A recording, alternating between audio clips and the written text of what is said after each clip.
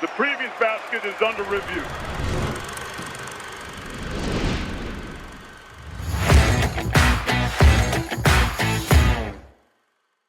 Hello, friends, and welcome to the Basket Under Review podcast. I'm your host, Eamon Brennan of Buzzer at eamonbrennan.com. Also of Basket Under Review, the newest and coolest college hoops website on the internet. Tate is here. He's back for another week. We are going to do our usual thing. We're going to recap everything that stuck out to us. We're going to do a special category this week called Seasonal Procrastinators. It has absolutely nothing to do with my own personal life and was not inspired by me at all. I want to make that really clear off the top. But it's about college basketball teams who have maybe not used their past 4 weeks as wisely or as efficiently as they could, and now find themselves staring down a bit of a deadline coming into the new year and the start of conference play without a whole lot on their resumes, and maybe with 1 or 2 big opportunities like the last Saturday you have to go to the mall or whatever to buy Christmas presents. That's kind of where they're at. So we're going to go through a whole big list of teams that are kind of running up against things here a little bit. We're also going to talk about the NCAA tournament vis-a-vis college football and the rhetoric about the college football playoff that I've heard kind of develop in the last week in ways that are troubling. There have been some extreme examples, namely Joel Klatt recently talking about the NCAA tournament being the most unfair event in college sports. That's of a piece with the larger discussion that we're going to get into. Before we do all that, we need to mention, as ever, please go to basketunderreview.com. Sign up for $10 a month. You get access to everything the website publishes, which will make you way smarter about college basketball. You get access to Trilly Donovan's Discord, where he breaks news and where the communities are super lively. There's thousands of college basketball fans chatting all the time. And $10 a month also goes to support this show and what we're doing here and what the rest of the guys doing live shows or doing podcasts and video content and all that good stuff that we put out for free every week, basically on a daily basis. So go to the website, sign up, and thank you for that. And thank you for everyone who's already supporting us. Also, check out homefieldapparel.com. Homefield is a presenting sponsor of this show. Homefield is awesome. Homefield makes great stuff. And Homefield has embarked, they're 2 weeks in now, to their Homefield House college basketball tour, where they set up live experiences, pregame events outside of big college basketball games. They've been at Louisville, Indiana so far. They were at the Jimmy V last week, which was a great night of basketball, by the way. Auburn, Purdue is coming up next on December 20th. Go to Homefield socials or their website to find every date if you're going to a game in the next, in the next few weeks, really all the way up to the Final Four in April. There's a very good chance Homefield will have a booth outside and you can buy some stuff and you can tell them Basket and Review sent you and they'll be like, cool, we like those guys, and everybody wins. Thank you very much to Homefield for sponsoring our show. All right, Tate, we're back another week. How was your college basketball life in the past 7 days? Yeah, it's been great. I, got engaged this weekend even, so I had a big life event. Yeah, so that Congratulations. Wow. Yeah. Yeah, so that was nice. Man. On Saturday, and luckily it happened, in the afternoon, so I got to watch some good college basketball games after the fact. It was a great day of college basketball games, so it's the proper way to celebrate. That's how you do things. So, big week personally, and big week professionally, because we got some great games this weekend. That's nice. When you propose, there is a minute there where everybody needs to be notified. So maybe you do get actually a few hours in the bank where you're just like watching college basketball.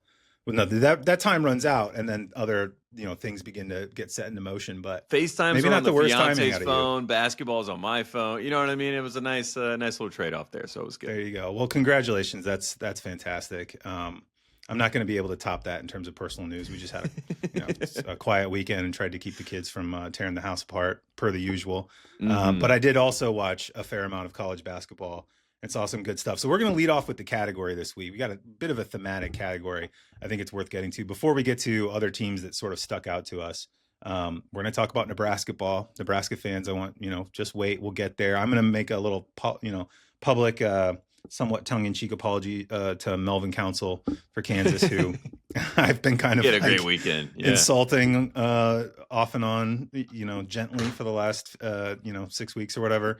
Arkansas, Providence Butler played the game of the season, quite possibly. So there's a lot to get to, but we're going to start with our seasonal procrastinators.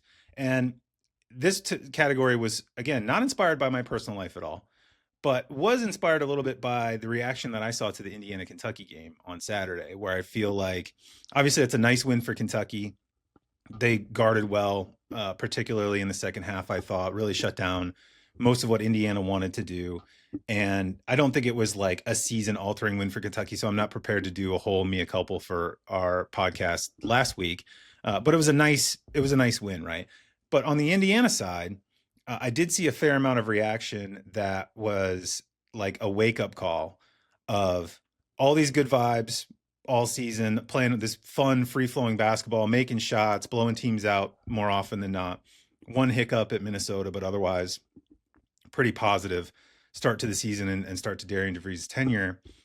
But you wake up and it's December 15th and you look at your resume and the teams you've beaten and you're wondering, oh, whoa, hold on here. If things go a little sideways in conference play, we might not be as in a strong a position as we thought we were going to be in the first few weeks of the season. And so that's kind of where Indiana is. And I think a lot of people coming around to that. I don't think it was just the emotion of a disappointing loss at Kentucky for in a game being played for the first time in forever. And it's this big event and Chuck and Dick Vitale are doing the call and all this stuff. I do think there was a little bit of a wake up moment of like, man, it's December 15th and we don't have any more non-conference games of note. We've got Chicago State and Siena, and then we get into Big Ten play, and there's plenty of good teams to beat in the Big Ten, right? And Indiana put themselves in a decent position in terms of, their metrics and maximizing the margins throughout. But they're one of a number of teams we're going to talk about that you sort of look up and it's getting late early in terms of impressing in the non-conference. Yeah, absolutely. It does feel like the 6 weeks kind of flew by, and everybody, early on, it's all fact finding, right? Everybody's kind of got this optimism about every program. If you're pulling for your team, you're saying to yourself, well, we got plenty of opportunities, right? I mean, look at our schedule. We can beat this team. We can beat that team. And losing this game is a lesson. We learned something from this game. But all of a sudden, you can kind of see it in Will Wade's face against Kansas where, they cut over to him and he's absolutely losing his mind. And it was the perfect kind of reflection of the times, right? Which is like there aren't that many opportunities left, and we're supposed to be a part of a reckoning, so to speak. That was the promise to the NC State fans in year one, right? The Red Reckoning was on the way, and the fact that the reckoning is not happening, and you've added the other W in front, is not a good place to be. And there's a lot of teams that had high expectations, and just looking at the preseason polls, looking at the prognostications for certain teams. I mean, Kentucky has definitely been the main face of that. They saved face this weekend a little bit, but like you said, there's a lot of teams that time is flying by, and they are not having a lot of fun, and that is the problem. And you're hoping at this point that you have as many quad 1, quad 2 opportunities on the board, because if you don't, then the bubble boys come out quickly, and things go sideways very fast. Yeah, and I mean it's we joke about getting into the bubble stuff too early, and I am worried that there's a reason why I don't start writing Bubble Watch until mid-January or whatever. It's a little overkill even this time of the year, but coaches are very aware of a fact that I think more and more fans now understand, which is these months matter big time. It's not even an argument anymore. It's like it just taken as read. Like you have to schedule well, you have to play well, you hope to set yourself up pretty well so that if you do have 3-4 weeks where you just go cold in conference play, 3-4 weeks is maybe a little long, that's like 8 games, but that, some period of time in conference play where things just aren't going your way, but you're still a solid team, you've got a couple wins in non-conference, you've got a quad 1 or a quad 2 to kind of back you up a little bit alongside solid metrics and sort of underlying numbers. And so this stuff does matter. And you're right. I mean, we can talk about NC State as an example of one of these as we go down our list. This is in a year where the ACC has overperformed, feels rude, but just performed well in the non-conference, and I think surprised. I think 10 teams in the top 50 of the net right now, which is encouraging, much better than what we've seen over the past couple of seasons. Yeah, a total sea change from what it's been in like the last 5 years coming out of non-conference, which is what's really doomed to the ACC in the past, right? Is what took fans so long to get their heads around, like, oh, this Pittsburgh team has 14 wins. It's like, yeah, in a conference that didn't beat anybody for 2 months, like those wins just don't matter. So racking these wins up in the non-conference is important. And you could see, you look down NC State's, schedule so far, their results. They beat VCU at home. Fine. VCU is another team on our list here. Spoiler alert. Beat Boise State on a neutral court. Obviously, the Maui situation did not go their way, and that was the bulk of their non-conference stuff. They got run a bit by Seton Hall, what it now looks like a really good Seton Hall team, or at least a very solid Seton Hall team. Lost to Texas in a game where they just could not guard anybody. Lost to Auburn away. It happens. You maybe pencil that one in if you're Will Wade. Like, that's going to be a tough road environment to get a non-conference, a true road non-conference win in. And then this Kansas game at home is massive. It just becomes massive, and you could feel it from the atmosphere. You can feel it from how the players were playing and selling out. And Kansas did what Kansas does and got away with it in overtime. And now you're NC State, and you've got Ole Miss left on your schedule. That's been a disappointing Ole Miss team that probably deserves to be on this list too. And then you're into ACC play. And so it just hasn't come together in the way that we thought. I think most people thought coming into the season, and still could be the case, because fortunately, again, there's good teams to beat in the ACC this year. But the sort of immediate turnaround of the Will Wade era is not quite materialized just yet. Yeah, they have 9 quad 1 games on the schedule currently constructed, which feels like more opportunities than maybe we suspect, like you said, for the past 4 or 5 seasons at this point. So at least you're not just looking at Duke anymore. You're not just like, when does Duke come to town, or do they come to town? Right. It's not like 2 quad 1 opportunities on your table or on your schedule, and you're like, oh, man, we really have to win those games. And then in the interim, you lose a game that you can't lose to a Pittsburgh or to one of these teams in Miami, whatever it may be, where it really throws a wrench into your whole plan. So there is some optimism there that there's still a chance for them to find their sort of footing and still get things back on the rails. But again, this was an opportunity where I know Counsell was so great in this game, shooting the ball from the outside. I think he had made a 3 in a month, and then he ends up making, every 3 seemingly looked at in that game. But he missed some big free throws down the stretch that looked like an opportunity for NC State to get a chance. Darian Williams has a great look from 3. Copeland kicks it out to him. They're down 1 at the time, and it felt like if that shot goes, maybe we're talking about them, turning the corner, so to speak, for this season, and everything's a different conversation. But it goes all the way down, rattles out at the end, and then at the end he does get another look, and that one wasn't as close as an air ball. But again, right there, knocking on the door for NC State. But again, it just did not work out. I have some State fans in my life, as you can imagine, even that point to the referees. There was a questionable non-flagrant that was at the end of that game. They were, pulling footage from a Duke game, being like, this is the exact same play that happened at Duke, and they got the flagrant for this. How is it not a flagrant at home? And all the Florida one they were talking about? Yeah, exactly. So, right. So Florida fans are still thrilled with that call, by the way. Right. It's not apples to apples, as we know, and Cameron Indoor is his own journey. As Todd Golden reminded everyone after the game, it's a 10-point differential there when you play at Duke. And look, that's something that maybe you don't say out loud, especially to the media as you do your post-game press conference, but that is what it is. And NC State fans have a right to have a little bit of a gripe after this game because they had so many opportunities. But again, the Seton Hall loss doesn't look as bad as it did originally. Texas, we'll see. I thought Texas looked pretty good against UConn on Friday night. That they showed some fight in that game, so maybe that doesn't look as bad. But again, it just kind of, you're running out of time, and the runway is getting shorter and shorter as you're trying to take off. And again, they needed to take off about 2 or 3 weeks ago, and we're sitting at a point where Christmas time is here, and everybody's kind of putting people in boxes. The bracketology is coming out, and if you're not on the right side of the bubble, it's hard to get back on the other side. Yeah. Okay, another team, and we've mentioned them before, so we're not going to dwell on them at all. I'm just going to mention them for the sake of the category. Yeah. That's Missouri, and this is mostly a scheduling thing.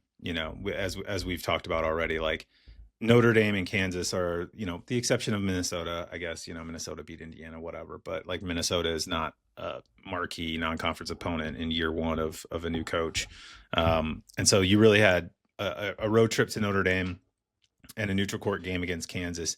And that's it for quality opponents on the schedule. Lose both of those, and you've got nothing.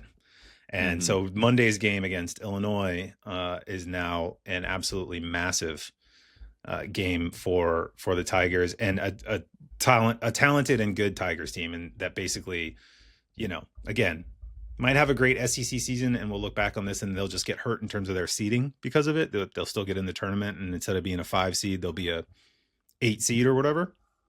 But this stuff matters, and not just performing well when you play, but actually scheduling good opponents in smart situations and not just totally scheduling cupcakes in the non-conference with a couple of other decent teams is important. Another team in the SEC, Tennessee. Now this is a little bit quasi because they did beat Houston. So you got to, hand them that. The Houston win is a big one and will likely be a big one all season long, even if, Houston offensively is not quite at their vintage, at least not yet. But Tennessee has since lost 3 games in a row. They lost to Kansas, obviously still at the Players era. They lost to Syracuse on the road. They lost to Illinois somewhat convincingly. Not this past Saturday, was it? The Saturday before. Mm-hmm. And so they're now staring at tonight's game against Louisville as their last opportunity to get another marquee non-conference. And this is a bit grating on a scale because for a team like Tennessee, with the talent they have, the pedigree they have, the defense that they are capable of playing under Rick Barnes, you would like to go in a non-conference season for a program that is like in the hunt almost every year for number 1, number 2, number 3, number 4 seeds. You would like to have this Louisville win on your docket as you get into conference play.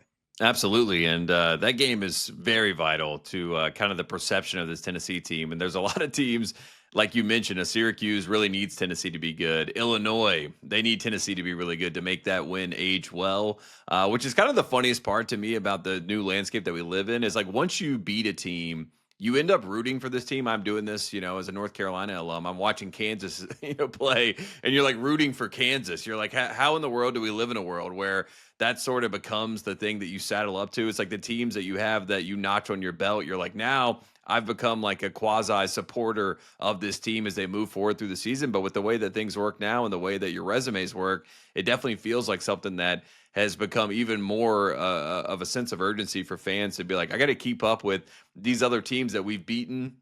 And even if we've lost to a team, we want them to not go through these lull periods because, NC State's like Seton Hall, win the Big East, for God's sakes. That makes that loss not look as, terrible as it did originally when they lose that game in Maui. So there's that too, where there's a lot of like, with these teams that are procrastinators, it's like, you're just trying to make sure the wins age well, make sure the losses age well, and just trying to keep up with everything. I mean, I guess it's good for the sport because you have to tune into these other games and tune into these other teams and keep an eye on them and make sure everything's working and moving in the right direction, because if they don't, it can be really damning for your resume at the end of the day.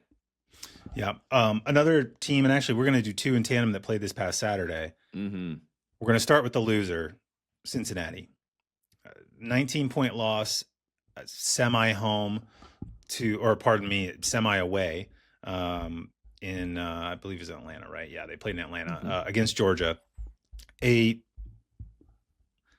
Honestly, kind of a fitting end to Cincinnati's, or quasi-end to Cincinnati's non-conference performance thus far, in that it was a bad loss.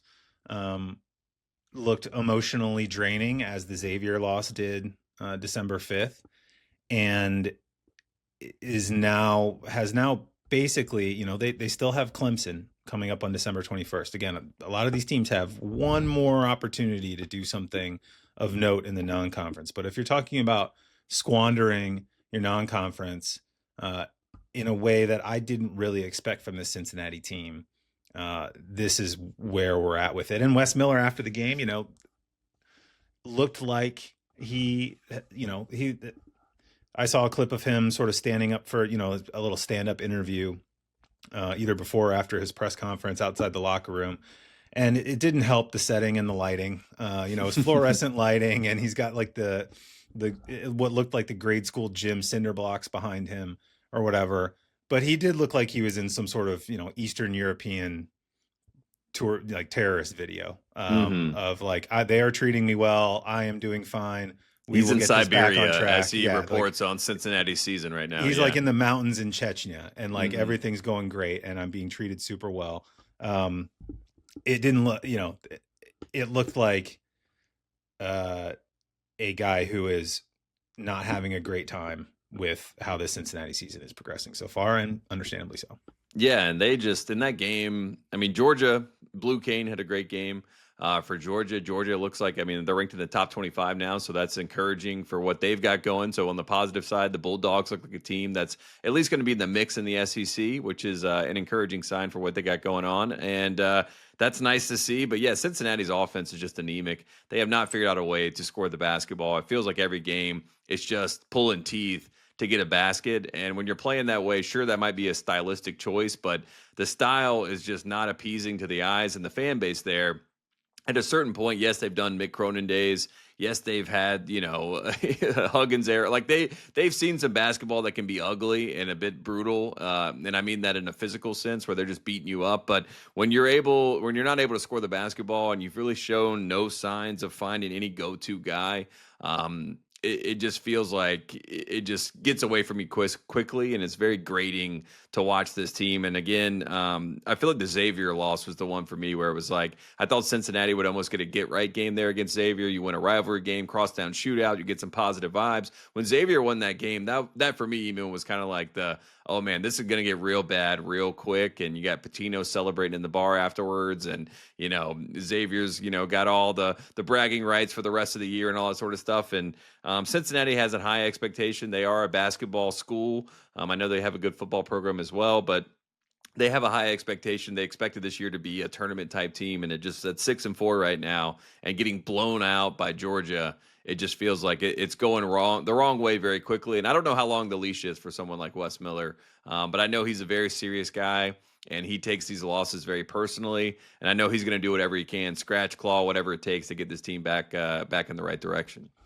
Yeah, and the thing about them real quick, tactically, or at least in terms of their output, the one thing I would have assumed about them coming into the season is that they were going to guard, and they were really going to guard around the rim. With Tiam and Baba Miller, they have a lot of length that should be sturdy enough around the rim to challenge shots. And Georgia shot 26 of 39 from two against them. That's 68, 67% or whatever it is.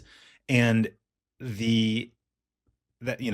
after the game, Georgia went to number 1 in 2-point field goal percentage on the season, bypassing Michigan, a team that is like historically big, historically good defensively, and historically good at putting the ball in the basket around the rim. And so that's how bad the performance was for Cincinnati. And look, that part of that is Georgia and whatever, but if the defensive side isn't going to be elite for Cincinnati, they are in big trouble, and it doesn't look like they're elite. And it looks a little bit like some of the stuff we talked with Kentucky, particularly coming off that Xavier loss, of like emotions are not great and people are not playing. You let yourself slip 5-6% in terms of effort, connectedness, all the old school stuff that coaches like to talk about. That stuff matters, and it shows up in performances like that. It's not good.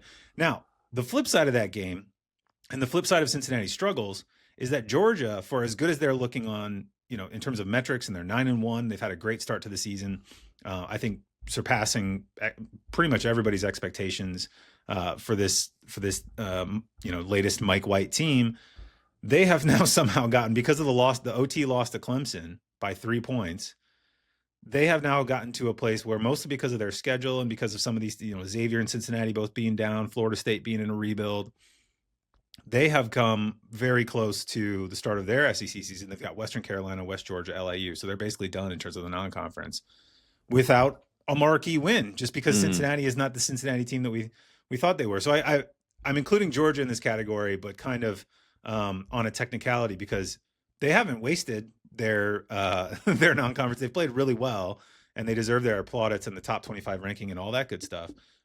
Just unfortunately, because of some scheduling and because just programs that are usually good are not quite as good this year, they also arrive at conference play without a marquee victory.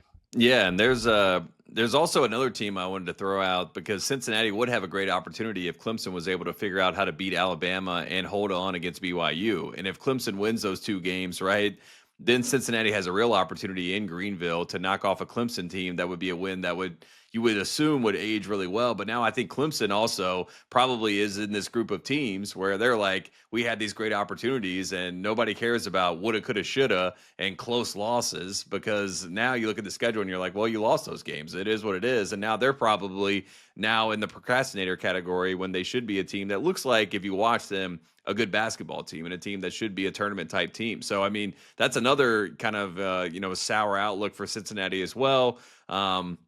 So if Cincinnati, I guess, can beat Clemson, maybe that age is a little bit better for Georgia. But you're right. It's like, again, everything is sort of dependent on what your schedule kind of does for you and if it falls into your favor. Like, look what Arizona has been able to do. Yes, they schedule great and they're playing all these ranked teams. Then they've been able to beat them as well, which is nice to have and hang your hat on. And now they can go on a 2-week lull where they have a strong Big 12 to kind of fight through. And people are like, well, they're still a number 1 seed. I saw Evan Miyakawa put it out. He's like, they're a 1 seed. Lock it in. I mean, I think he already has 3 1 seeds and it's December 15th. That's how quickly these things are moving. Like we feel like we're already dictating the tournament at this point. So there's just a lot of woulda, coulda, shouldas for a lot of these teams, and that's why they're kind of fitting into this category perfectly.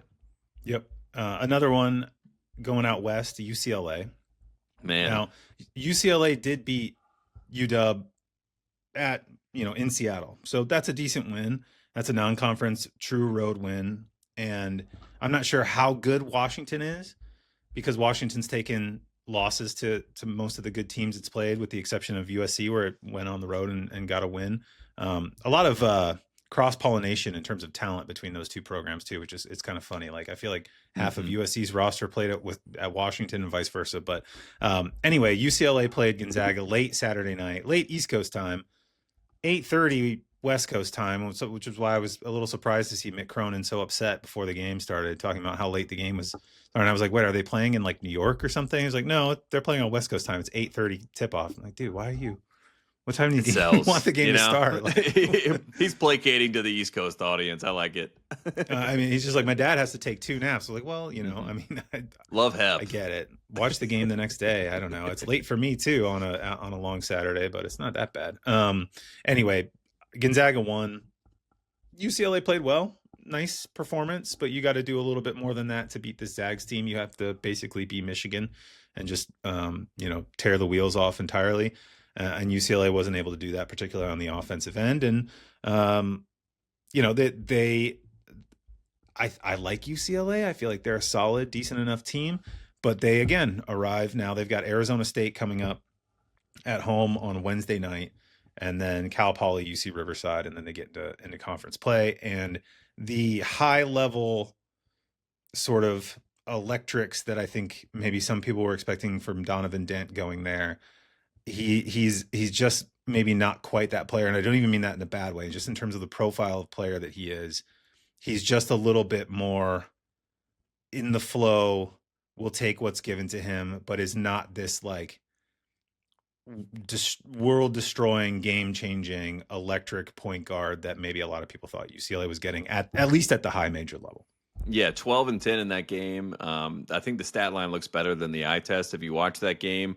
But again, UCLA had a perfect opportunity against Arizona. I mean, that game was there for the taking in Los Angeles, early November.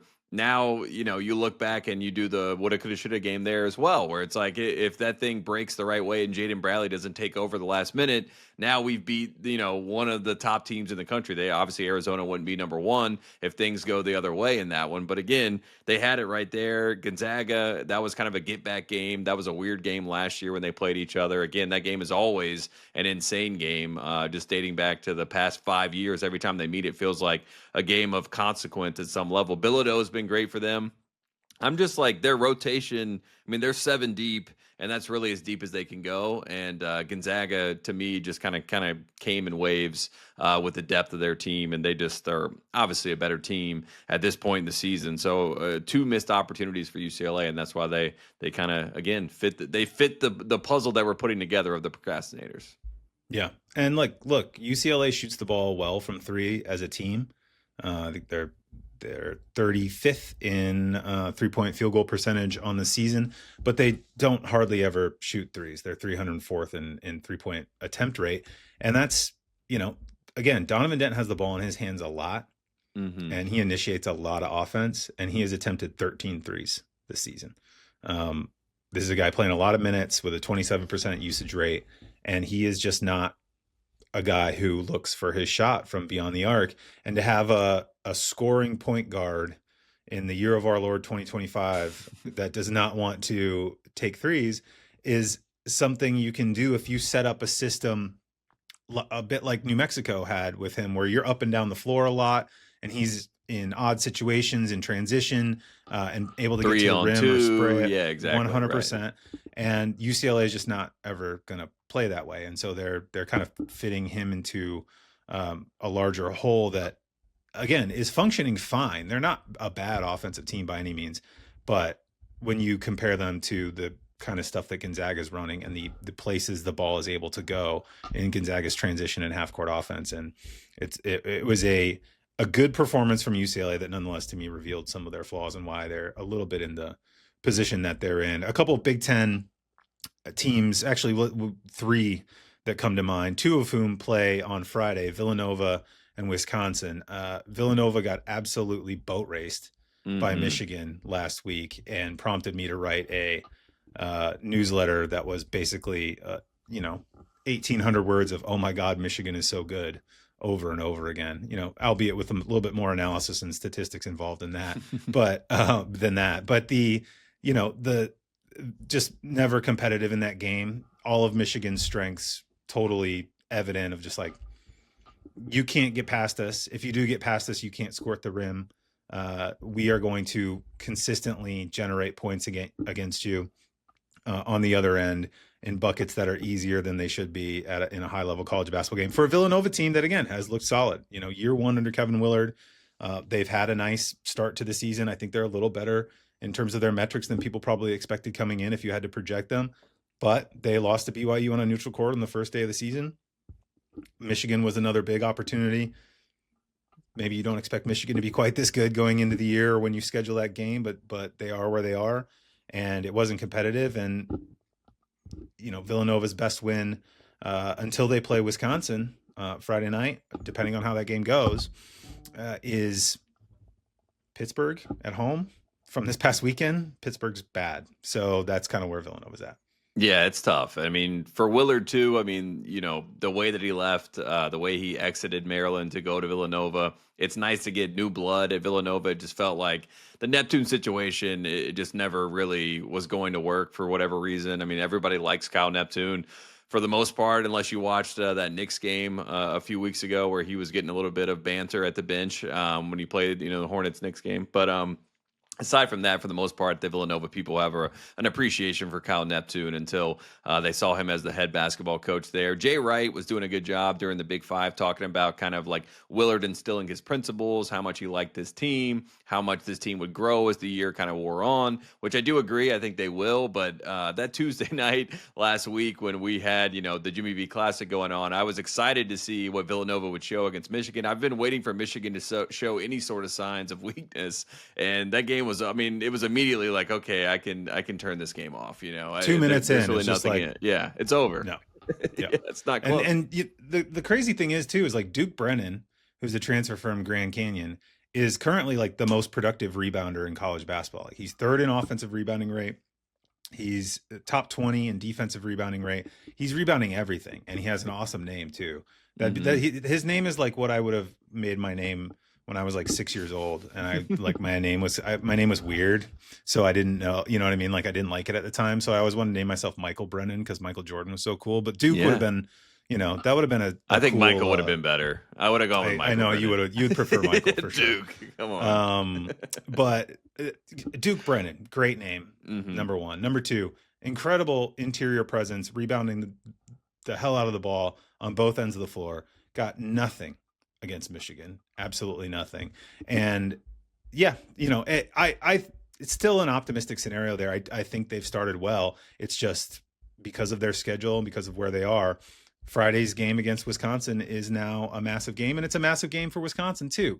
Similar deal with the Badgers. I think this is a solid team. I think they have a chance to be, certainly a tournament team, depending on how things shake out. But they lost badly to BYU, lost to TCU on a neutral floor, and those are kind of the closest that they beat Providence we'll see how things go with Providence. I don't think Providence would be a tournament team right now, and they've got a ways to go to get there.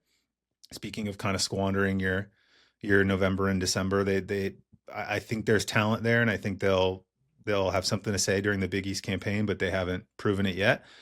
And Marquette, the sort of required game against Marquette's just not there this year, obviously. And so Wisconsin goes now into, and again, having lost badly to Nebraska this past week, this Villanova game Friday in Milwaukee is crucial. Yeah, and it hurts Villanova that Marquette, is not the team that we've seen over the past few years. Same with Creighton, right? So there's a couple of teams in the Big East that used to be good games for them to get a quality win, and both those teams have struggled mightily in the non-conference. I mean, the Nebraska-Creighton game was jarring to watch. I mean, even McDermott after the game was talking about the toughness and just the fact that they weren't able to really compete against Nebraska, which is a credit to Nebraska, but also kind of shows you where Creighton is this year as well. And for those two teams to kind of be out of the conversation, they're not even in our procrastinators list, kind of says that Villanova needs to do a lot before they get into Big East play. Yeah. Okay, a couple more teams here on the category, and then we'll actually get back to Nebraska, because Nebraska is one of the stories of the non-conference thus far. But, Ohio State, another team that I like Bruce Thornton. I think the team has a real, Thornton is awesome. He's such a good player, and he's a good player in the, yes, he's productive. Yes, he puts up points. But I would compare and contrast him. And again, we talked about this last week, and this is not a shot, but the Cam Boozer or even the Yaxel Lendeberg viewing experience is one of just kind of awe and terror a little bit of wow, these guys are just so overwhelmingly good. They're strong. They're just better. They're on the wrong court. Whereas Bruce Thornton, you watch, and there's an aesthetic beauty to what he's doing, and kind of an old school, tons of mid range, getting to spots, fading away, going off 1 foot, reverse pivots and stuff. It's just super fun to watch him play basketball. But they, barely hung on against Notre Dame, lost to Pitt on the road, hung on against West Virginia on a neutral court this past weekend. Maybe you can take something away from that. West Virginia is decent. It's not a horrible team, and they're not 150th in KenPom or anything like that, but in terms of setting yourself up for a conference season, you're now looking at Saturday's game against North Carolina being significant. Yeah, absolutely. Bruce Thornton, by the way, played 50 minutes in that West Virginia game, which he has to get back out there, son. I mean, I was looking at the stats after that game, and I was just like, that's right. He played 50 minutes in this game. My God. The good news for Ohio State is, again, Carolina, no Seth Trimble, so they don't really have a guy that they can put on Bruce Thornton to sort of be a pest as best they can throughout that game. Junie Mobley's been playing good basketball, so I like the backcourt for Ohio State. I worry about them against the front court of North Carolina with Wilson and Vasar. That will kind of be the story of that game. Can the Ohio State backcourt cause enough issues and control the game enough pace-wise so that they can kind of dictate the terms there? I think that'll be a huge game and a huge opportunity for Ohio State. And Ohio State has given North Carolina problems in the CBS Classic just in general. Those games have been ridiculous. I remember the Pete Nance game from a few years ago that North Carolina kind of really needed him to hit a late shot in that game that felt like it was a big moment, turned out to not be much of consequence in the end. But at the time, it was like, okay, well, this is the type of game that gets North Carolina on the right side of the conversation. So again, Ohio State has a real opportunity there. And with Bruce Thornton not really having a match on the other side, Evans has really struggled defensively against really good guards, whether it's Darren Peterson or, you can go down the list. So this should be a game where Bruce Thornton has a real opportunity to go off and get Ohio State one of those quality wins against the number 12 team in the country. For sure. Next team, I'm sorry, Wake Forest fans. This has been a weekly point of discussion since the season started. Obviously, it's Wake Forest, and again, feels a little unfair, but because I think relative to expectations coming into the year, if you're a Wake fan looking at the team and how you're actually playing, you're kind of happy right now. So, take it with that caveat.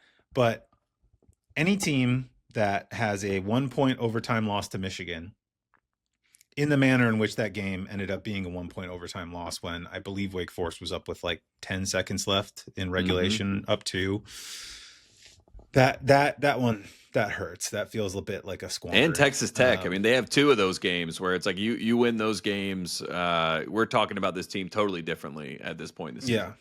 And you can take the 18-point, somewhat random 18-point home loss or whatever it was to Oklahoma and just shrug it off and say, well, we beat Michigan and we beat Texas Tech, so we're in pretty good shape here. And not quite there. Again, I like this Wake Forest team. Colvin was incredible the other night against Queens. It's Queens, but still, like that's not a terrible mid-major team, and he was really, really good. They've got Longwood coming up on Wednesday, and then they play my team of the season to date, really, in Vanderbilt, Sunday, December 21st. And yes, part of that has to do with me predicting Vanderbilt to go to the Final Four before the season started. I'm going to ride that as long as I possibly can. The Vanderbilt fans, I'm building a movement, man.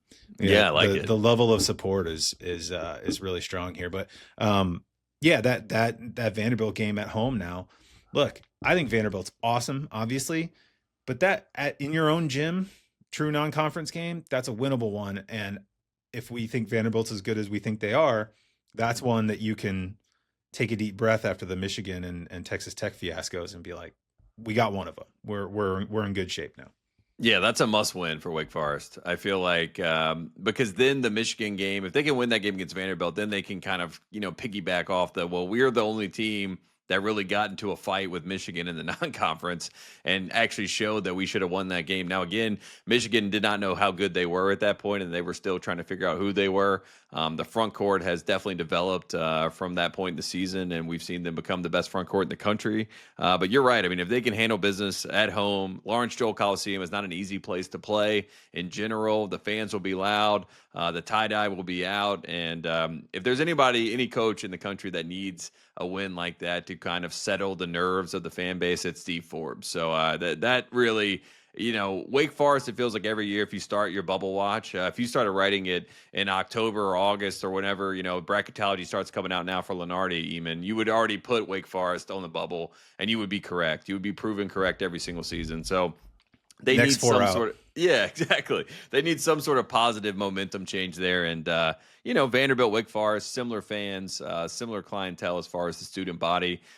They love their school. They want to see the best, kind of possible outcome. They have high expectations and smart kids, you know what I mean? So I'm excited to see that battle and that matchup. And, I'm hoping for Wake Forest's sake that they can figure out a way to just kind of be on the right side of the bubble because, man, they are due. They just really – it was, 2 years ago they got royally screwed out of the tournament where resume-wise it felt like they should have been in for sure. But ever since then, it just feels like they're treading water, especially Coach Forbes because they have high expectations. And, they had a great era with Skip Prosser, a great era with Dave Odom. So, I mean, they know how to win games and they expect to be in the tournament. And this is a big one for them at home.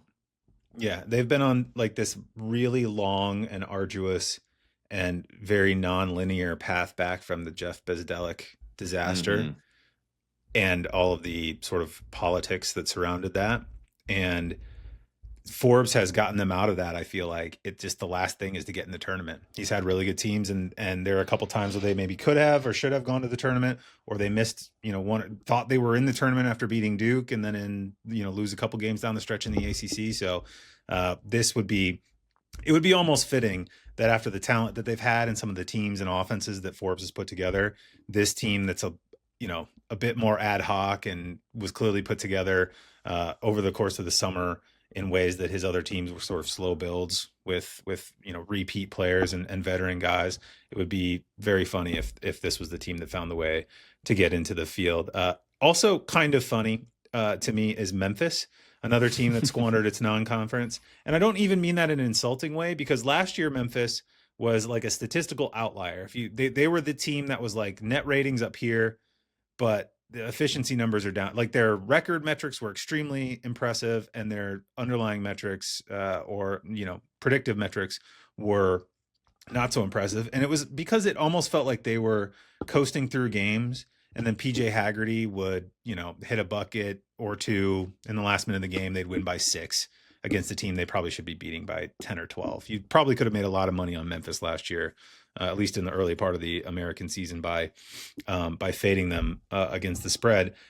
They're kind of in the reverse scenario of that, where I feel like they're better than 4-5, maybe significantly better. I don't think they're like an amazing team by any means, but they were in it at Ole Miss.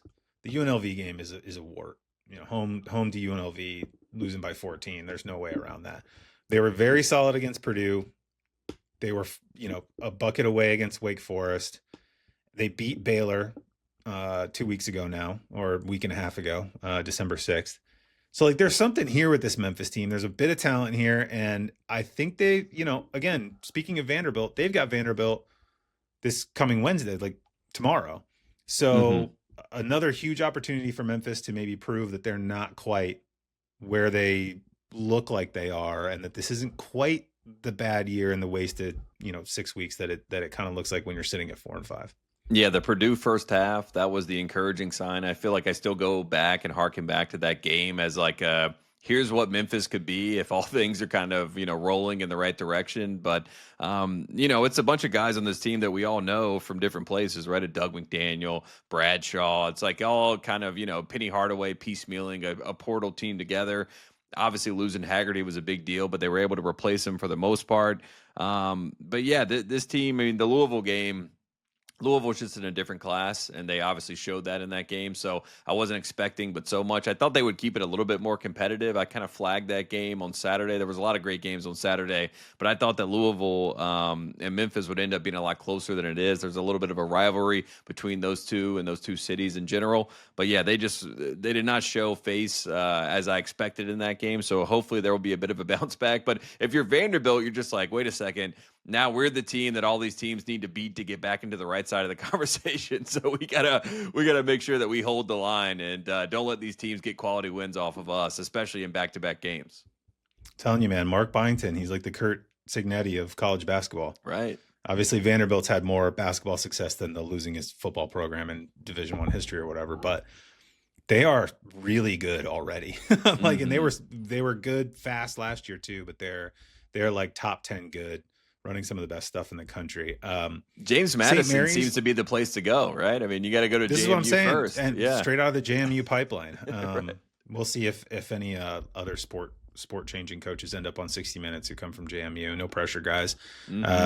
But again, Vanderbilt, a team that blitzed St. Mary's that was the battle for Atlantis. Yep. St. Mary's is another one of these teams, after losing to Boise State on Sunday, comes out of the non-conference, beat Virginia Tech. Okay.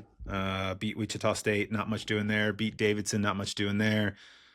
They schedule smartly in that they're not playing teams ranked in the 320s, 330s. They've got their head around this concept. They play teams they can beat and possibly beat badly that are also still like in the mid 150s on average in terms of, KenPom/net kind of, but they don't have a quality win on their resume. And they're going into a league now in the last sort of the swan song for the West Coast Conference as we know it, definitely facing that classic situation of, and kind of regardless of what they do against FAU and UNI in the next week here, facing the classic situation of the games against Gonzaga are going to be massive.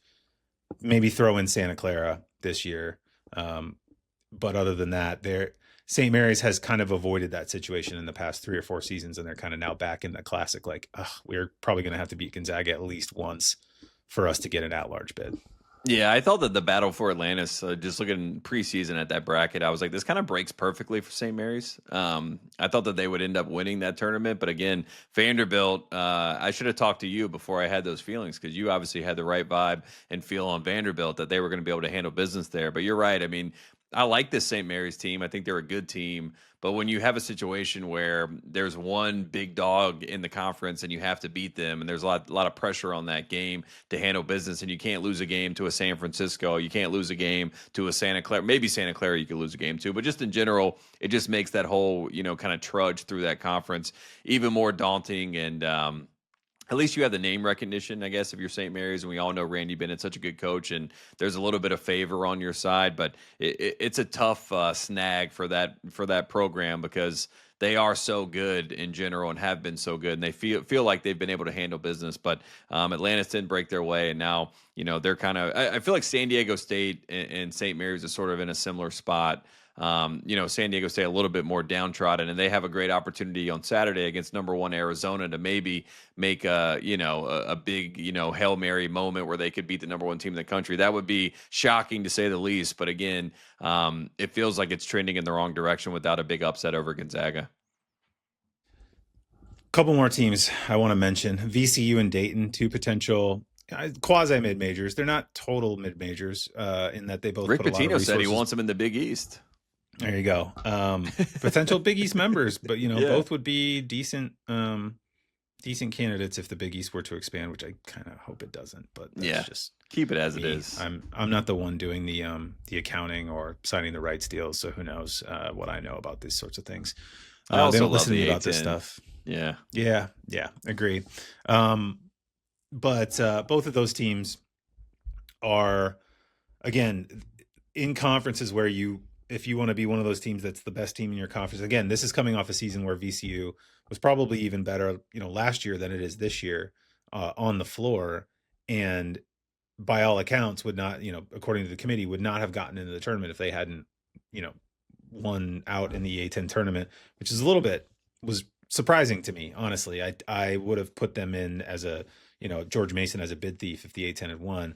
VCU's back in that position now, but without as impressive of a record. Narrow loss to Utah State, narrow loss away to NC State, didn't play with Vanderbilt, but Vanderbilt's beaten everybody bad. And then just lost to New Mexico at home. And so that's kind of, you look at their non-conference now, you just kind of write it off and you're like, all right, you guys have to win the conference tournament. And that's kind of where I feel like Dayton is as well. Beat Marquette.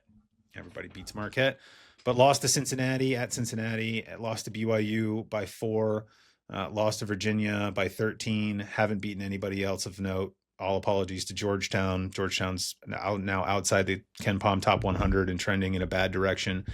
And so the A10, I'm not going to make any jokes about how many bids the A10 is going to get or any predictions about it. But both of those teams now look like they're probably going to be in the position where maybe you beat St. Louis and beat the other team once or twice or 3 times, and that gets you kind of in consideration at the tail end of the bubble. But more likely than not, it's not gonna be an at-large year for either of those teams. Yeah, VCU beat Virginia Tech. That was a nice win. But that's really, really the one you can point to. But like you said, the New Mexico loss was tough. And Dayton, they had BYU dead to rights. They really did. So, if Dayton was able to finish and close that game, again, these are the kind of the woulda, coulda, shoulda all-stars. As we talk about all these teams, there were so many 100% opportunities that were right there for the taking that it just did not go their way at the end of the game. So that is the frustrating part as a fan, because you're like, wait a second, this team is a top 2, top 3 seed in the NCAA tournament, and we should have beat them. And now you're saying we're not going to make the tournament. What is the math there? You guys are giving me all the math, but where are those calculations in your formula? But unfortunately, that's just kind of the world we live in. These games. That's the beauty of college basketball. Anybody can be beat on any day, and for both those programs, it just feels like you said it's going to come down to whichever one can kind of dominate the regular season, beat the other one up, and then hopefully win their tournament, because the bids are not very loving when it comes to the committee these days. So you're talking 2, 3 max pretty much bids for the A10, unfortunately. Yeah. Okay. Last one, and it's kind of a funny one to me, is Oregon. So here's Oregon's list of results. Hawaii win by 1 at home. Rice win by 4 at home. South Dakota State 14-point win at home. Oregon State 12-point win at home. Auburn loss. San Diego State loss. Both of those by double digits. Creighton loss by double digits. USC home loss by 5. UCLA 11-point loss away. UC Davis at home 104-62. So they won their first 4 games, lost 5 in a row to all the good teams they've played on their schedule, then got back to business against UC Davis at Outson. and or Matthew Knight Arena, pardon me. I dropped the football stadium there for a second. How college football brained of me. I know, right? You're a football guy now. I'm a football guy now. The Hoosiers got me. Yep. But they play Gonzaga December 21st. This is a very disappointing return from an Oregon team that I thought coming into this year would be pretty good. And now, having said all of this, they will undoubtedly either beat Gonzaga or play it close, finish with 14 wins in the Big Ten, get a 9 seed, and end up in the Elite Eight or something, because this is kind of what Dana Altman has specialized in over the last half decade, but not at all a good start for an Oregon team that I thought was like a top 30 team coming into the season. Yeah, and UC Davis, when they beat Nevada, I think that was like mid-November. I was like, oh, UC Davis, they're great. They're better than I thought that they would be. So, I mean, beating them by 40 points, I guess, is an encouraging sign at some level for Oregon. So maybe things are trending in the right direction for the Ducks. But you're right. They kind of have this weird game plan where I thought Biddle would have a really good season. And I thought Biddle was going to be one of those guys that was like in the conversation, first team, second team, third team, all Big Ten. Shellstad, I thought would have a really good season. Not that I was high on Shellstad coming in. I thought he was about to have like a breakout season. Yeah. So, I mean, it's an interesting team because there is talent on this team. KJ Evans is a very talented player, 5-star guy. Sean Stewart's on this team, former 5-star guy. So, like, the talent is in place, you would think, for this Oregon team to make a run. And that's why, like you said, it would be very roll your eyes as expected if they were able to get things together in the Big Ten and end up being one of those teams that steals a bid. So I wouldn't count the Ducks out just yet. We shall see. All right. Well, they'll have to deal with Nebraska if they're in Big Ten play. And let's talk about Nebraska for a minute, because, it's funny. I thought when Fred Hoiberg went to Nebraska, I was like, wow, great hire. I saw what happened at Iowa State. He was the transfer OG. Like, he was in on the transfer stuff before it was immediate, before NIL was a thing. He just found a way to get guys who, for whatever reason, ended up in disadvantageous situations in their first college stop, or, were coming out of JUCO, whatever the case may be, and paired them with some program legends like George Niang, and built a really good program from an Iowa State program that had struggled for a long time before he got there. And so I thought Nebraska would be a similar situation of just immediate turnaround. And instead, it took him really the better part of 4 years to get anywhere close to being competitive in the Big Ten, on a nightly basis, looking like a team that you could maybe build into getting to a tournament type of level, and in an environment where one solid year, your team's a little young, or you got some promising players, and you finish 9-11 in the Big Ten like they did in 2022-23, doesn't guarantee you anything the following season, because half those guys might leave. You might have to replace them. You might be rebuilding your entire roster. You just don't know, especially at a place like Nebraska. Instead, after all of that preamble, Hoiberg has now built a really good program. He went to the tournament in 23 and 24. Everybody remembers that team. It was super fun. They were good last year. They weren't tournament good, and they didn't have the resume for it. But if you look at their numbers, they were extremely solid pretty much all year. And they're back this year with, no joke, again, maybe aside for me from like the truly elite teams that I just like watching because they're so good, your Arizonas and your Michigans and so on and so forth, and Vanderbilt, who I think runs like super fun stuff. Mm-hmm. Nebraska might be the most entertaining basketball team in the country right now. It's really incredible, and it's super fun, and they are 11-0, and they're not a Big Ten favorite, but they are really high up the list, just below your Purdue and Illinois as teams who are going to give Michigan like games, and Michigan State, obviously, games in conference play. Yeah, this game was wild at Illinois. Price Sanford was incredible in this game. You mentioned the transfers, comes from a Fran McCaffrey system at Iowa for a couple years. Transfers over when Fran gets fired, and then Price has just been incredible. 32 points in 33 minutes in this game. And then it was kind of like Price in the first half, then Mass in the second half. Mass was at Bradley for 4 years, so another one of those guys that kind of fits the Hoiberg model that you were talking about there. And then Jamarcus Lawrence, we were talking before we started the show here. I was watching that game live on my phone. phone, and when he gets the ball, they kick it out late in that game. It's tie ball game. Avicic hits a huge three for Illinois to tie it up, and you're saying to yourself, okay, well, this game probably goes to overtime. Illinois figures out a way to win this game at home, and this is a woulda, coulda, shoulda game that we talk about, and that's Nebraska's first loss of the season. But when Jamarcus Lawrence hit that shot, I think it was like 2 or 3/10 of a second left on the clock. Game over, ball game, walk off. The whole moment, it was like, wow, Nebrasketball. This is real. This is happening. This is fun. I used to jokingly every single season, we would do like bold predictions of the season after we did like the characters for the season. I would always just say Nebraska wins their first tournament game in school history this year. And it would just hit, every single year. Nebraska fans are like, yes, thank you for seeing the vision. This is our year. This is our time. I actually don't jokingly say that this year. I do feel like this Nebraska team has a lot of moxie, a lot of heart, and obviously things are playing and unfolding in the right capacity for this group. So sitting at 11-0, number 15 in the country. I'm excited for Hoiberg, and that felt like a game where it's like confidence boosting for the rest of the year to kind of send them on a different trajectory. So I'm a big fan of this group, and Sanford, Mass, Lawrence was great in this game as well. Hoiberg has been great dishing the ball. I think he ended up with 6 or 7 assists in this game. So it was very encouraging, especially against a really, really good Illinois team. So, and I'm a big fan of this Illinois team. I love the way that they play. But Nebraska, they showed up big time. I did not have that. I joked about it before. I did not have that on my bingo card for this to happen in this game, even. So, big respect and credit to Nebraska basketball. The bingo card is back. It's back. Yeah, no, Iowa. Speaking of Sanford, Iowa has like a little bit of a Arizona State thing going on this year, because obviously McCaffrey left, a lot of his players left, and McCollum is there now. And those are very different kinds of players that both coaches want, I think. There's a little bit of carryover there, but there was an exodus of Iowa players.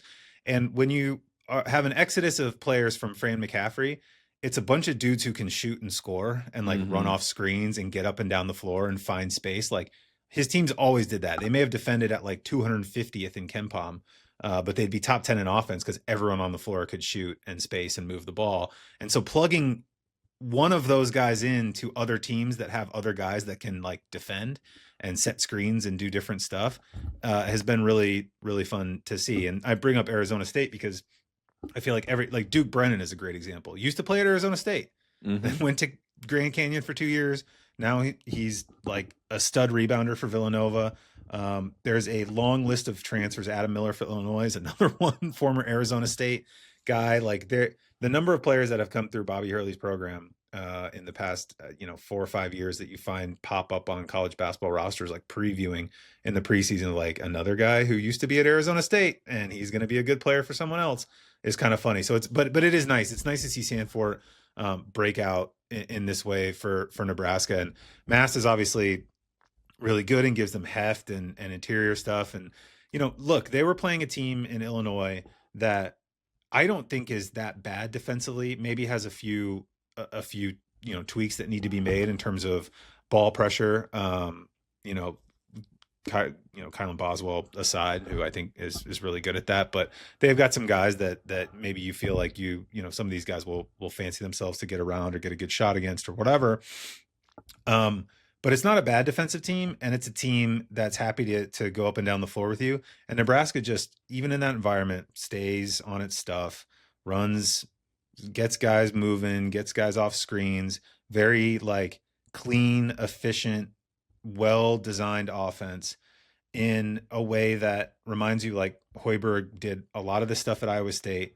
The NBA is a different animal for a variety of reasons, and you can't really control your talent in the same way. And the Bulls are just addicted to being like the 8-9 seed every year. And so you're kind of stuck in purgatory there. But he is a very, very good coach, particularly on the offensive end. And you're seeing it again this year, and they're super fun to watch. And I'm excited to kind of see where they go from here, because yeah, it's fun when programs like this pop up. And I feel like we've seen a little bit more in the NIL era of, teams that kind of come out of nowhere and are fun to watch with a brand new roster, seemingly kind of brand new roster.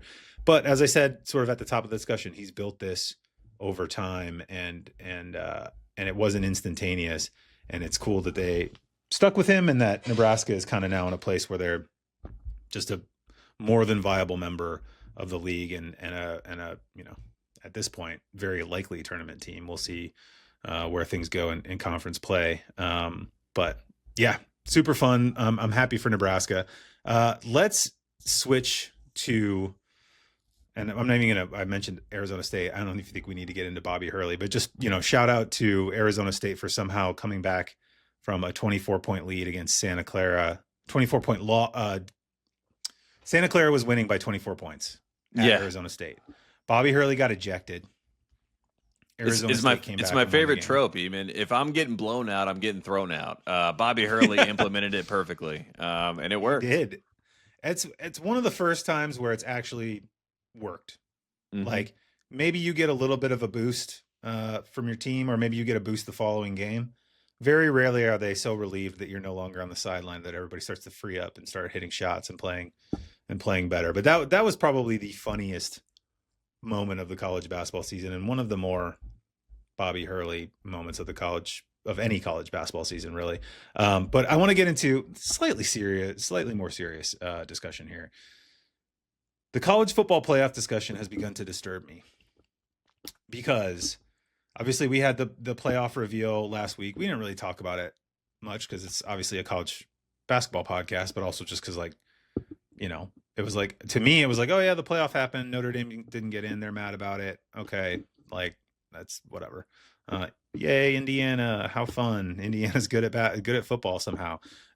But since then there's been this sort of evolution of discussion. In part, it seems, at least from what and I'm not like across it, 24/7 or super dialed in on college football in that way, but a lot of discussion about, the group of 5 teams being allowed into the playoff and how that degrades the quality of competition.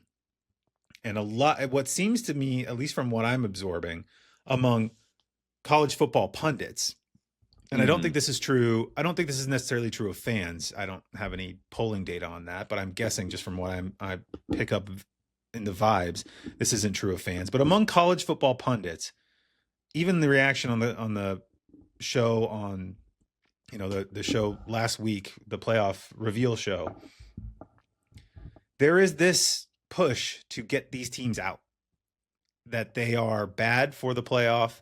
They're going to be 20-point underdogs or whatever. No one wants to see them play. Just get the 12 best teams in the country in the tournament.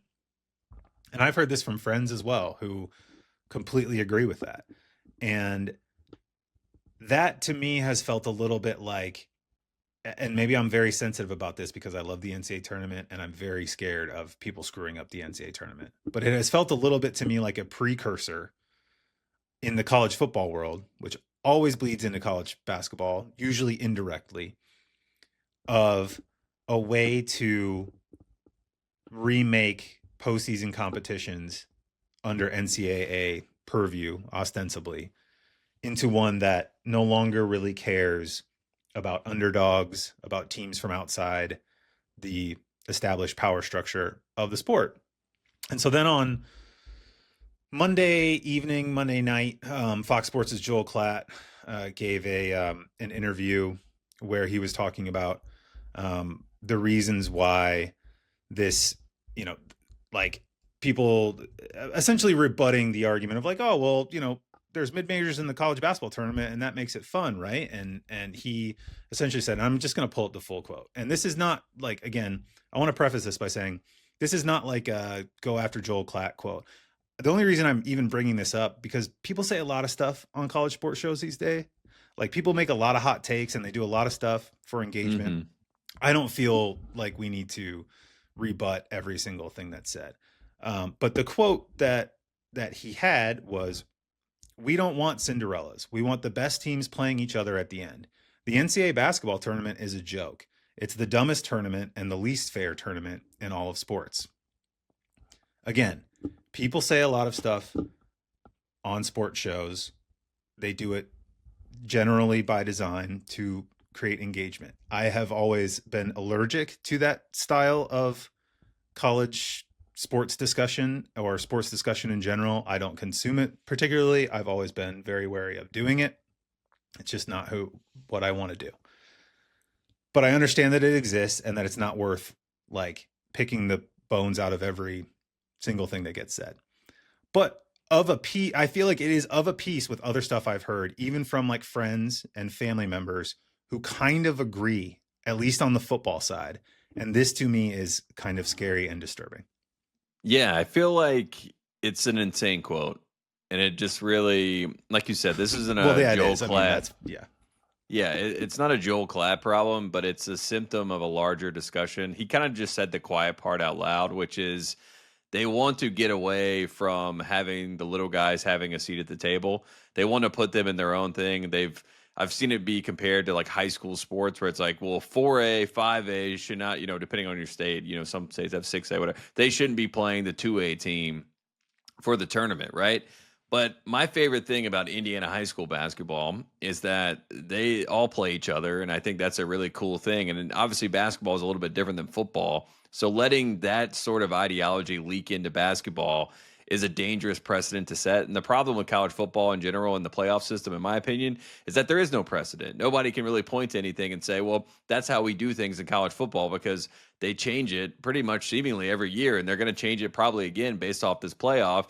And lest we forget, last year, even the number 8 seed won the national championship. Ohio State was the 8 seed.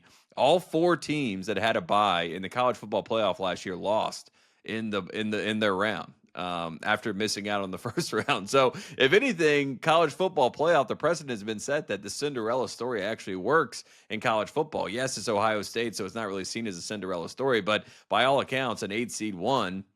So in college basketball, that would be Villanova 1985. Or North Carolina almost in 2022, right? I mean, an 8 seed winning the tournament would be a Cinderella story, even if they are storied programs like in Ohio State was last year. So again, this is saying the quiet part out loud. I don't think it's 1-to-1. I don't think it's apples to apples, but I do think that the implication that this could be something that trickles down and moves over to the basketball side, because again, this is coming from the conferences. The conferences, the Power Four, that was once the Power Five, that already cannibalized one power conference to then create a new 4 that will probably cannibalize another power conference to get to a Power 3, that will probably cannibalize another conference to get to a Power 2, that will probably cannibalize the other conference to get to a Power 1 super conference.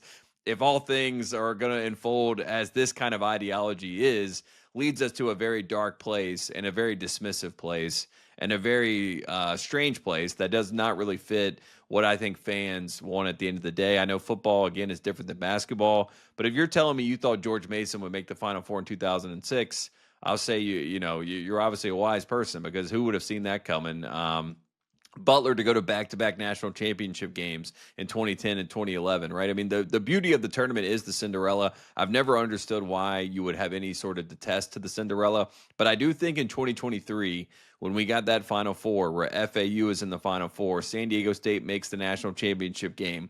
They don't really put up much of a fight against a UConn. I do think the wheels started spinning within, the ranks at the NCAA and some of the conferences to say, well, how do we prevent this from happening again so that we have 4? So we have the 2022 Final Four every single year when you have 4 blue bloods in there with Duke, Kansas, Carolina, and Villanova, right? Right. That to me felt like the first signs of like, they're just putting it out to get a feeler on it. And even with the expansion of the tournament, they're not expanding to bring in VCU or Dayton like we were talking about. They're expanding it to bring in Oklahoma and whatever other power conference team they want to throw, Texas or whatever it is, to throw into the mix. So it's a very damning statement. I think it's far from reality, and I don't think that anybody would ever say the NCAA basketball tournament is a joke. And if you think it's a joke, it's just not for you, I guess. And maybe college sports just aren't for you, would be my takeaway from that take. But again, you said it. A lot of this stuff is said in bad faith, and I feel like that's a very bad faith argument.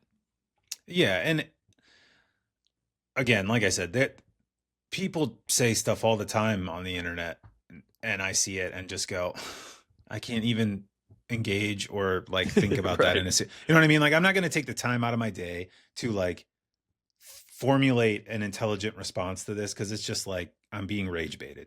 I feel like I'm being rage baited 24 hours a day, 7 days a week at this point, every time I open up my phone, right? So that's part of it. But the other part of it is, like I said, this is a strain of thinking. And the strain of thinking could apply to basketball pretty easily if you got to, the world where you're talking about where conferences are even more consolidated, or even if they're not. I mean, again, you could take last year, and we like talked about this coming into the season on this podcast with a variety of guests, particularly Rocco Miller, who covers a lot of mid-major basketball really intensely. And the preseason rankings coming into this season were a little concerning in terms of the lack of mid-majors, at Ken's site, at Evan's site, in the preseason projections. To get to like true mid-majors, you had to go pretty far down the list, and it was just a ton of high majors making up like the top 90 teams on the sport. And so you can see if that trend were a real thing, which it hasn't been this year. There have been good mid majors all over the country this year, and good sort of in between type teams outside the power conferences in the Mountain West and the A10 and so on and so forth. But you can see if that trend were to continue, fueled by NIL and the portal and the consolidation of talent at the top of the sport, conference commissioners making the same argument that they've already kind of made to much backlash about the NCAA tournament, and talking about access for their leagues, access for their athletes. You can see them turning that into, hey, we just want the best teams in the field. We just want the best tournament. We want the best the tournament can be. And yeah, okay, Yale, they're cute. All right, that's fine. Like, yeah, give them a 13 seed, whatever. Actually, a better 13 seed would be, I'm going to pick a team out of the blue. Apologies in advance. Missouri. Or what? Not even Missouri. They're talented. Texas A&M. UCF. No, UCF's outside the system. Ole Miss. Like, say Ole Miss goes 500 in the SEC this year. They should not be in the NCAA tournament. But this is the kind of team that people would be arguing should get in the tournament over the mid-majors, and eventually into a world where you're arguing that a team is just better because of its attachment to a power conference, because they've spent the entire year playing in a power conference. The same argument that we used to hear about Gonzaga all the time. Well, if they played in the Big Ten, they'd be 10-8, and they wouldn't be a number one seed. And it's extremely silly. But it is also increasingly pervasive. And again, talking to friends about the college football playoff and people who went to Notre Dame, and even people who didn't, who are just fans of college football, I think this is close. Not the stuff about the NCAA tournament. They love the NCAA tournament. But the idea that, like, get these other teams out of here, get two more really good college football, two of the top 12 college football teams in the country into the field, and stop worrying about all this nonsense about inclusion for these other schools, and let's just have the best tournament we can have. You can very easily see that being applied to a shift in the NCAA tournament structure long term. An expansion, I think, can be done in good faith, but I think there is also a mindset among power conference commissioners that, hey, man, if we really wanted to, we could just take this thing over, and it can just be the tournament between our groups of teams, and they can have their own other tournament, and we'll just make our own, new Division I, and that's going to be what it's going to be. And I do think that fundamentally misunderstands the nature of the college basketball fan and the nature of this sport and what makes it so great. And you do that, and it is death. I truly think that you may make money and you may get a big rights deal. You will ruin the organic enjoyment of the sport for a ton of people that will fundamentally undermine the business model for 50 years. Yeah, in today's times, like in the past 10 years, we got UMBC upsetting Virginia. Are you telling me that's not incredible television? You're telling me FDU upsetting Purdue is not incredible television, and that so many people tuned in to be like, wait a second, the 1 seed is losing to a 16 seed again, or St. Peter's beating Kentucky and making a run to the Elite Eight is not incredible television? I mean, it is. It just the fact that you bring in so many people that have no connection to an FDU or UMBC or St. Peter's, and a lot of people that don't even know those schools exist, and then all of a sudden, like, now more people want to go to those schools because of that. And you have this incredible David versus Goliath story. There's a reason why David versus Goliath is such a powerful story in the Bible in general, because everybody loves an underdog. And the fact that you're trying to move the underdog story out of a sport that is so dependent throughout history on the underdog story is just insane to me. And it's no shade to an Ole Miss, but if Ole Miss is the 15 seed and makes a run to the Elite Eight, I don't know about you, even, but I'm not as enthralled by that run. You know what I mean? I'm just like, oh yeah, Ole Miss also spent $20 million on their roster, and Right. and they're in the Elite Eight. Okay, I got it. Yeah, it's just different. And also, when UMBC beat Virginia, that was very fair. They played 40 minutes of basketball. And in fact, it was unfair to UMBC because they were playing a team with a ton more resources, a ton more talent, a coach that made, 15x, 20x what his counterpart did. Who would have thought it would be his future replacement, which is also exactly right. And that's just a random example. And there's obviously countless examples going down through NCAA tournament history of there's nothing unfair about the format. The format is extremely advantageous to the best teams in the sport. You get to play a team that's, ranked 110th to 190th in adjusted efficiency that, maybe won its conference because it got hot for 3 days, but won 4 other games the whole season. There's nothing unfair about the setup of the tournament. That's the first time I've ever heard that. I mean, I think it might be the most fair tournament there is, if you really think about it. It's line them up and play, and if you win, you move on. And there's no home court advantage. I mean, there's a quasi home court advantage, but it's not like the NBA playoffs or whatever, where home court advantage is a big deal and the travel is a big deal, and going back for game 6 or what, you get it. It's just this idea that you can predetermine in a bracket or in a field or in a playoff what the best teams are has been proven incorrect hundreds of times in the NCAA tournament, and is exactly what fuels the NCAA tournament's popularity and what makes people like us pay attention to not just the top 50 teams in the sport every year, although we discuss them more often than we discuss mid-majors. I'll put my hands up on that. I don't watch mid-majors, particularly small ones. I'm not even though I'm wearing my Colonial Athletic Association quarter zip tonight, from when I did a little TV. But we're not doing NEC talk. We're not doing SWAC talk. You know what I mean? I'm not digging into flow sports at 2 a.m. I get it, but we are across that stuff in a way that you're aware of who these teams are, so that when it comes time for March, you know who they are, you can talk about them and you can enjoy them.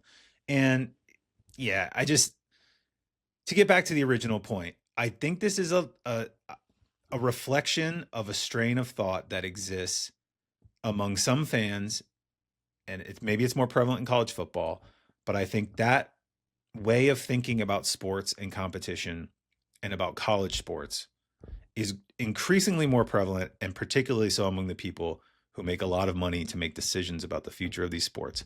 That scares me, because the NCAA tournament is awesome and it is worth preserving, and whether it's in mildly expanded form or not, we can quibble about that. But the fundamental nature of it is absolutely worth preserving. And the idea that you could pick the quote unquote best teams from 4 leagues is completely antithetical to everything college basketball is about. Yeah. Don't fall for the propaganda. Don't take the bait. That's really what it is.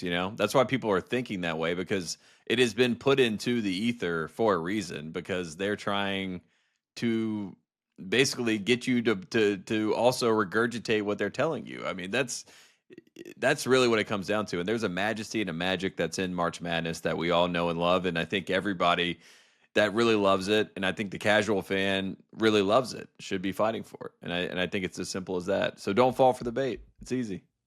And you know what? Let JMU and Tulane or whoever have their fun. Okay, you didn't make the playoff. I'm sorry, Vanderbilt. At least Vanderbilt's handling it properly. Clark Lee was great. I mean, I was honestly, this should be the way it's taught, how to respond to not making the playoff, because Vanderbilt had more of a real say than maybe most, and he took it on the chin like a champ. Yeah, like a real sportsman. Yeah. But just let them have their 2 spots, man. Better luck next year, or make the playoff 16 teams. Do whatever you want, college football. Just leave us alone. Leave college basketball alone. You've been like encroaching into our sport with realignment for forever and ever. We barely get to watch half the rivalries we grew up watching anymore. Please just leave our beautiful, plucky little sport alone while you go make a gazillion dollars doing football. And also, Indiana keep being good at college football. I'm really enjoying that part of it. I know. I like Cignetti. I like Mendoza winning the Heisman, then Cignetti on 60 Minutes the next day calling it a football school. I was like, it's a tough Saturday for Indiana fans to lose to Kentucky, but at least there was like a nice, ray of sunshine on the other field for Indiana fans. That was nice. Yeah, it was very good timing for that Kentucky loss. There were people angry, but then it's like, well, the football team's number one in the playoff, and also you have a whole 60 Minutes piece coming up about your Heisman quarterback and your revolutionized program. So, look, hey man, I like college football. It's good. Can people who like college football also leave college basketball alone? Yeah. Thank you. They both can exist, right? That's our parting message for this week's podcast. That's going to do it for us. We will be back next week. Love it. With another episode, or will we? We got to figure that out on the schedule. We'll keep you posted whether we've got an episode next week or not during the Christmas period. No, yeah, we will. Are you good for next week? Yeah, I'll just do it live on air. You're good? Yeah, okay. Yeah. Maybe the week after it might be a little tough, but we'll see how that goes. We'll let everybody know next week about our great games on holiday Saturday schedule. A lot of games to react to from Saturday. Yeah. Lots to talk about after this coming weekend, and lots of big games as we highlighted, particularly for teams who need to get it going. Got about a week or two left before you get in your conference season. And then at that point, you're at the whims of your power league or non-power league in some cases. We'll watch it all because it's all good. Anyway, yeah, that's us. We'll talk to you next week. Thank you to Tate as ever for joining us. Thank you to everyone at Basket Under Review, including our producer Corey Aldis. Thank you to Trilly. Thank you to Sam Frere for our graphics. Go leave us a review, like, subscribe, all that good stuff, and we will talk to you next week. Until then, bye-bye.